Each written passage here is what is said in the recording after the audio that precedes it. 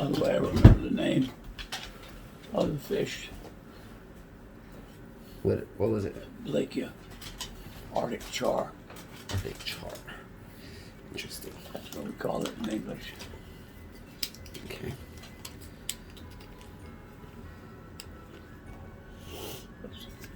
And that's a Cynthia. Cynthia? That's a big. Okay, so tell me about the painting of the horseback riding. And what is that in your hand? Yes. This is a crop. It's more symbolic than actually in use. But of course, it's intended for horseback riding. Okay.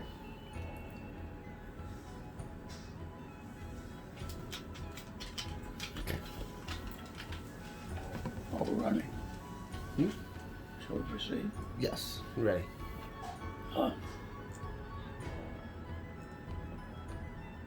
Another grand memory of our 2 tours in Iceland, which I must say started with Grandma, my wife Marshall, of course, visiting Iceland when the Cullisons were living there. She and Liz Dickey, an old friend of ours, went to Iceland and got a real good tour of the base and some areas of Iceland that were representative. And at the same time, I was working to go figure out how I could get to Iceland, because I thought it was the most important strategic place that I could go and command. Well, lo and behold, I called my detailer and said I wanted to go to Iceland. And he said, "You can't. I have you going to Italy. You're going to go to Sigonella. You'll be the commanding officer there. We already have you scheduled for language training. That's the important place to fly P-3s from. And we want you in command there." And I said, "Does this mean I can't go to Iceland?" And he said, "You're one stubborn SOB. I'll check to see." Well, he did. And it turned out that I got to go to Iceland. So we showed up there and moved in, and all the excitement that comes with moving to a foreign country, especially an unusual place like Iceland. And we were asked by the admiral there at the time. I was a captain. So remember that this is the same thing. I'm at the naval station now. I'm not commander of the Iceland Defense Force. I'm rather commander of the commanding officer of the U.S. Naval Station in Iceland. I was sort of like the mayor of the town. All the admirals, the governor. And so we were invited by some people who ran a horse riding business. And they took us out on a Sunday, and we got to ride Icelandic horses for the first time. Icelandic horses are not as large as American horses, but the Icelanders still insist that they not be called ponies, that they be called horse. Hestur is the Icelandic word for horse. H-E-S-T-U-R. So this is a story of my grand adventure with a Hestur, or whatever the plural is now that I can't remember, probably Hestir. But Icelandic is a very complicated language. We were very happy to have had the opportunity to go to that language training with Sigrun Rockmaker.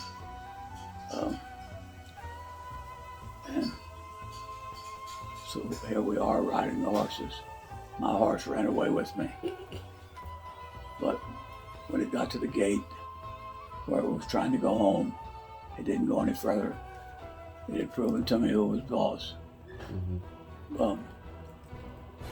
Even with that untoward incident, I enjoyed being with the Icelanders and beginning to learn how to ride horses.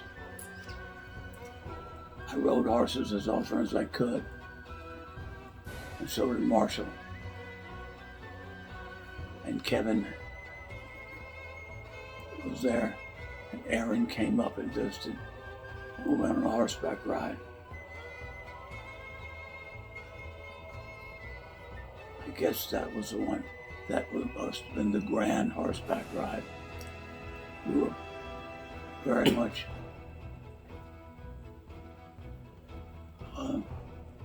honored, so to speak, by being invited by the U.S. ambassador and his wife.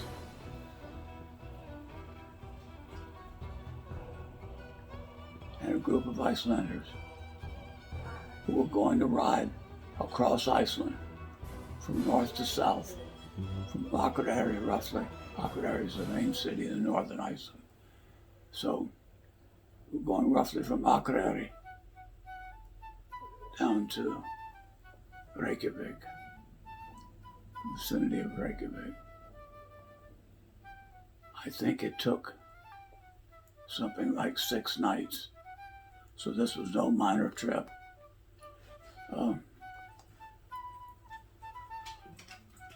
We flew or drove, however we could best arrange that, to a farm in northern Iceland where the horseback trek would start. We had everything packed up with us. It went in the kitchen truck. The kitchen truck would start out in the morning, taking a road route and get close to where we were going to stop that night, and then we would all join for dinner. It was a grand adventure indeed. And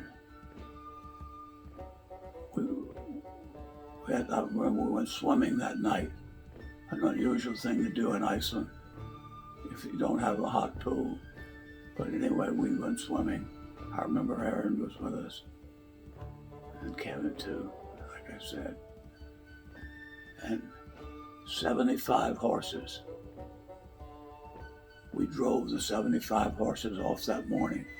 If you don't think we weren't some elated Americans to be riding off on our horses. I learned enough at the time to do the tult. The tult is a 5th gait that's available to Icelandic horses. And if you can get your horse into the tilt, which requires a certain movement of your legs and then moving your heels inward in a way. And the way you learn how to do this is Icelanders who are very taciturn. They don't speak very much. Certainly not anything that's unnecessary. So they look down at your feet, and then they expect you to look at theirs, and they mimic what they were trying to get you to do. And so you learn the gait that way. I had learned that even to the point where I could sleep on the horse. The horse's gait was so smooth that I just let my hands rest on the bridle and rode the horse. We forded rivers. Of course, we had on wool clothing, because wool will keep you warm even if it's wet. Cotton mats up and doesn't dry out, and it can produce a very dangerous situation when the wind's going 30 knots, which is not very fast if you're flying airplanes, but it's sure fast if you're got its own cotton soaked material. even if it's 50 degrees outside, which is quite mild for Iceland. Anyway, we drove through Iceland from top to bottom. And got to know how Icelanders love their country. We would gather around the food truck that night when we had all come down and taken off our boots and so forth. I had riding boots that were rubberized, so I could ford rivers and generally not get wet. Right. And the Icelanders love to sing, and singing is part of every after dinner gathering. We should do more of it, we the Americans. With the Icelanders, they said, well, it's time to sing. And we said, we don't know any songs. And it was certainly not any Icelandic songs. The Icelanders replied, we know all the American songs. So they would start off and we'd sing with them, and it worked every time. We had a very good time. Some of us could sing better than others, but that wasn't the point. You feel good when you're sitting around a campfire and you've had 2 drinks and you're with some good people who've been working with you all day and helping you learn to ride better and got you across the rivers and up the mountainsides and over the ridges and to the edge of the glacier and on and on. You pass the sheep.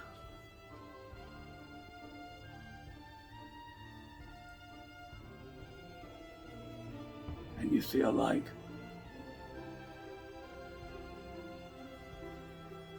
this should be a part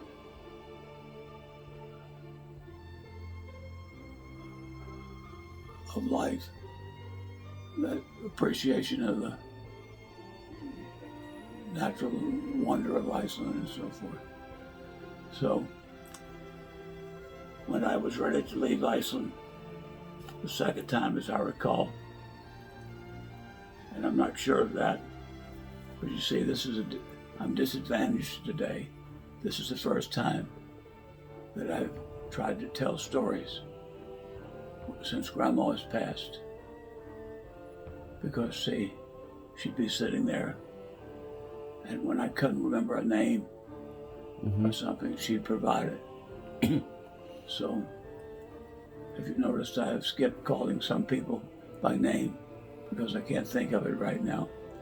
But anyway, it's still a pleasure for me to tell these stories about Iceland. So,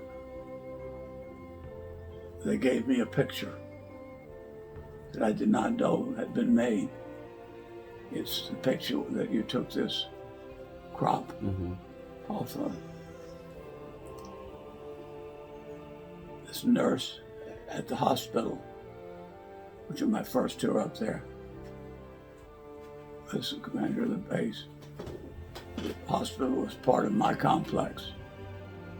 So she was taking a picture of a commanding officer, probably to send home to her mother or something. And the Icelanders saw the picture. They liked it. And they copied it. And they gave it to a well-known Icelandic artist. And she's the one who did the painting on that picture. So the picture you see of me with the Icelandic sweater sitting on the horse, that was taken at the end of my last ride in Iceland. The Icelanders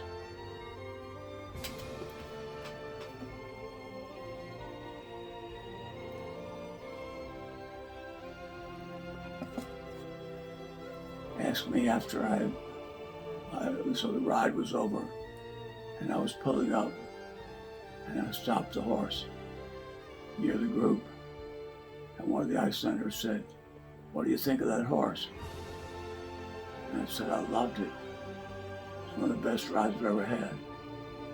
He said, "You're riding a famous Icelandic racehorse.